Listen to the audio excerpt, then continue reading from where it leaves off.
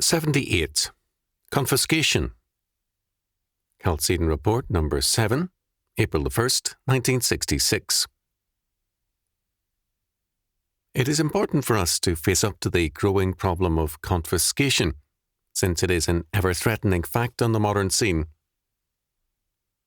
In London, England, a 10-year-old girl was taken from her mother by a juvenile court.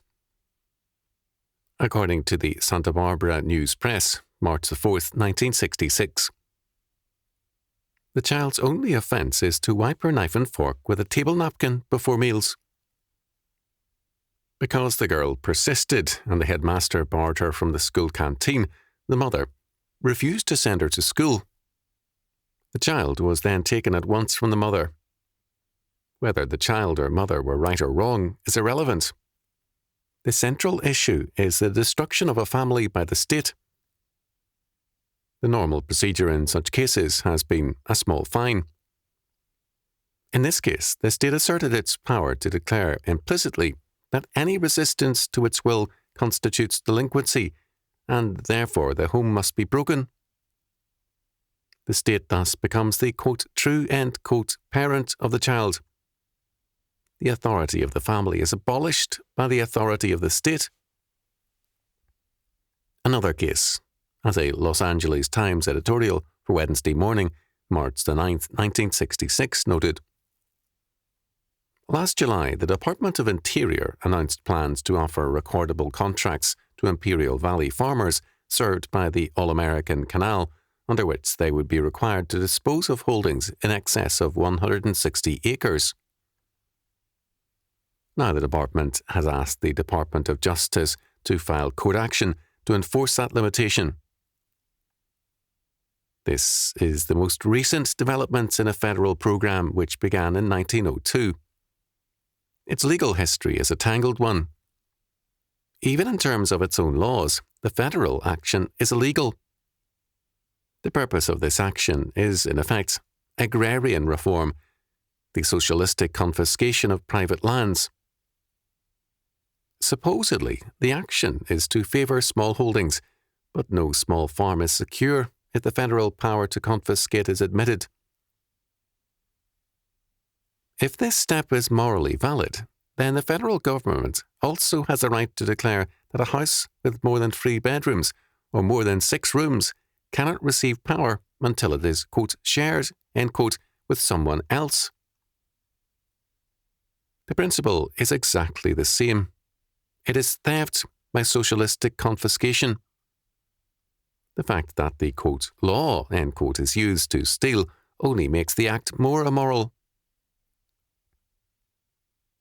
In the Los Angeles Times for Thursday, March 1st, 1966, President Johnson's call for, quote, gun control, end quote, is reported. This attempt is to limit further the constitutional right to bear arms and an attack also on the right of self-defense.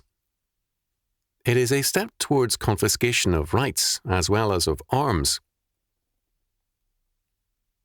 The Witter Daily News, March 9th, 1966, reports Martin Luther King's confiscation or seizure of a building in Chicago.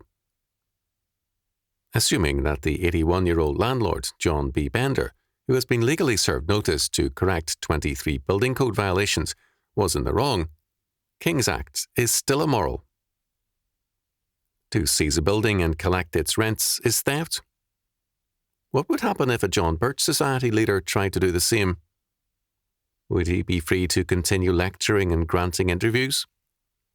But King has over 100 union leaders assisting him in his programs, and the, quote, law, end quote, today is a respecter of persons.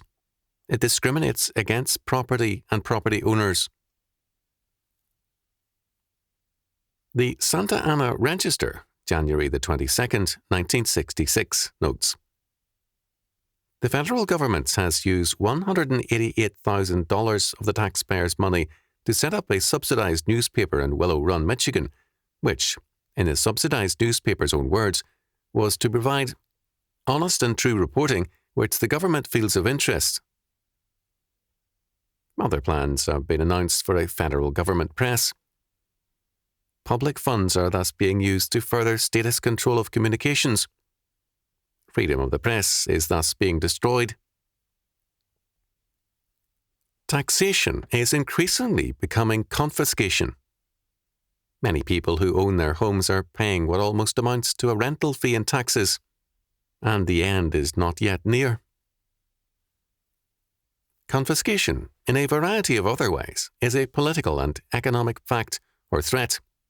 It is inescapably so. Socialism offers people the promise of paradise on earth, but socialism cannot deliver on its promises because it is economically a bankrupt system. Instead of plenty, it leads to poverty. The Ukraine, under the Tsars, was the breadbasket of Europe. Today, Russia must import grain to avoid starvation. Great Britain was once a centre of world commerce and a prosperous people. Socialism has made the life of the average Englishman a poor one. Socialism is a parasitic economy. It must rob, it must confiscate in order to give. It cannot create new wealth, but it destroys existing wealth.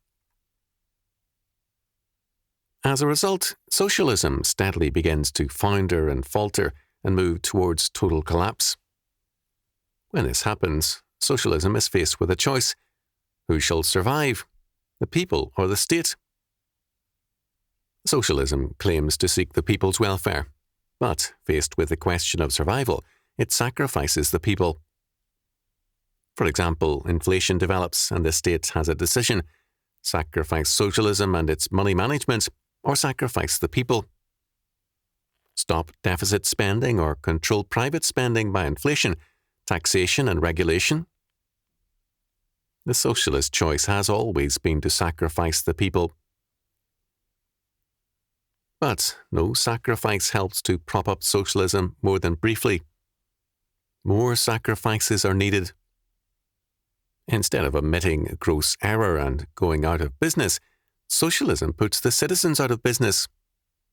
It confiscates by inflation, taxation, regulation, and finally seizure. The citizens, private property, civil liberties, all things are steadily sacrificed to make the continuation of socialism possible. The promise of plenty, which seemed possible in the earlier stages of welfarism, begins to give way to the certainties of disaster. As long as it can confiscate and live, socialism will confiscate and live. This is socialism's historic answer to its economic problems: progressive confiscation. According to Psalm 24, verse 1, "The earth is the Lord's, and the fullness thereof, the world, and they that dwell therein." Socialism confiscates not only man's possessions, but it strikes also at God's sovereignty over the earth. It is an attempt of men to be gods, to be the recreators of man and the earth. And God is jealous of his honour and power. The law of God's creation is thus totally against the socialist planners, and they are therefore doomed to fail. Their, quote, "new order of the ages" is the repeated failure of the ages and the condemned order. Because socialism cannot confiscate God's sovereignty, it is inescapably doomed to failure and destined to collapse. We are therefore clearly living at the end of an era. Socialism is finished, and no desperate remedies will keep it alive indefinitely. It has taken the world's economy past the point of no return and is thus headed for total disaster. What we face is the worst phase of socialist desperation to keep its falling order alive. There will thus be a difficult period of survival, and then the fresh air of God's free world. We must prepare for survival and for reconstruction.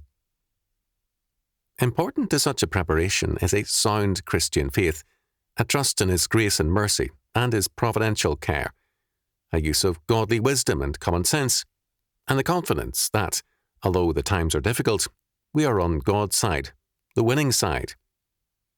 Basic to such a preparation is the creation of Christian institutions, godly schools and colleges, and a deepening of our faith.